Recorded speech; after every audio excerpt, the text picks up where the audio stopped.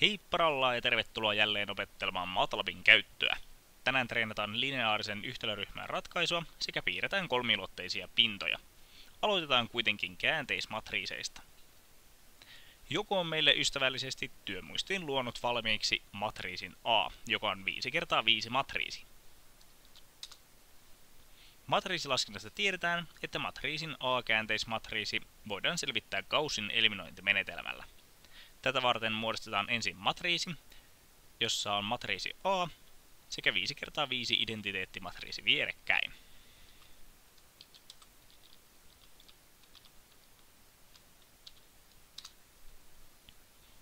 Kun tämä matriisi muutetaan RRF-muotoon, matriisin A-käänteismatriisi saadaan viimeisestä 5 sarakkeesta. Muodostetaan aluksi RRF-muoto.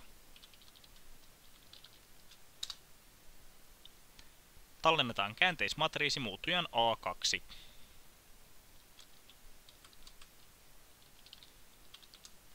Valitaan edellisestä vastauksesta kaikki rivit sekä sarakkeet 6 loppuun saakka.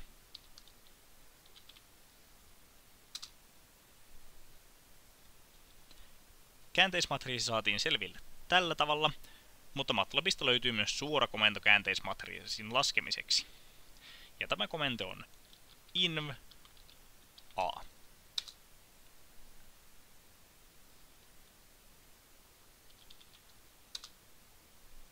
Lineaarinen yhtälöryhmä voidaan esittää matriisiyhtälönä a kertaa x on yhtä suuri kuin b. MATLABissa ei matriisiyhtälöä kannata ratkaista käänteismatriisin avulla, vaan ratkaisuun on oma funktionsa. Funktio mldivide ottaa argumentiksi matriisin A sekä vektorin B, jotka meiltä kätevästi löytyykin työmuistista. Ratkaisu x saadaan siis kirjoittamalla x on yhtä suuri kuin mldivide a b.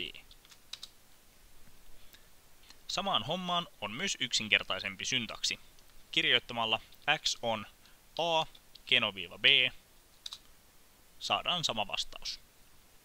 Huomaathan eron kenoviivan ja vinoviivan välillä. Vinoviivalla saadaan ratkaistua matriisiyhtälö x kertaa a on yhtä suuri kuin b, jossa x ja b ovat vaakavektoreita. Jos siis yritetään ratkaista a vinoviiva b, matriisien dimensiot eivät täsmää, mutta kun muutetaan b vaakavektoriksi,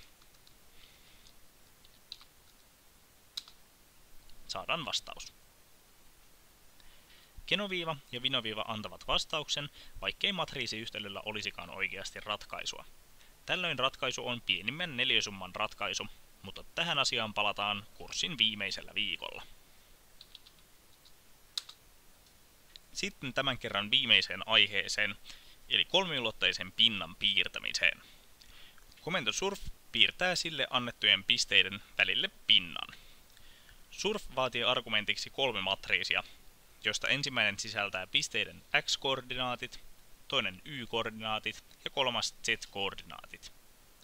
Luodaan aluksi pieni pisteikkö, jonka avulla asiaa on helppo havainnollistaa. Määritellään aluksi 2 vektoria, jotka sisältävät haluttujen pisteiden x- ja y-koordinaatit. Esimerkiksi x on vektori -3 3 ja y sisältää samat pisteet kuin x.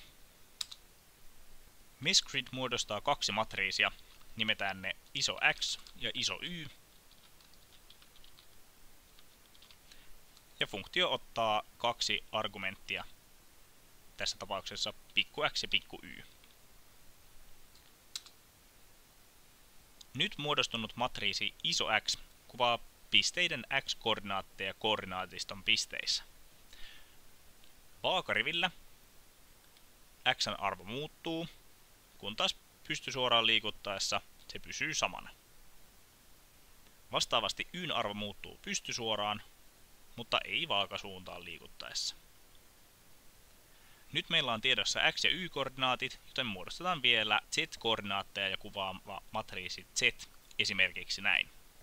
Z on yhtä suuri kuin x:n alkiot korotettuna pisteittäin toiseen potenssiin plus Yn alkiot korotettuna pisteittäin toiseen potenssiin.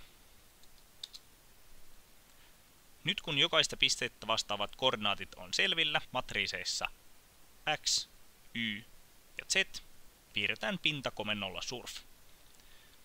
Surf ottaa argumenteikseen siis 3 matriisia x, y, z.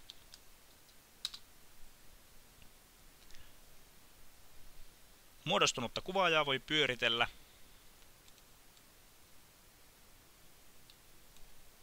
ja innokkaimmat voivat hifistellä esimerkiksi värejä tähän tapaan.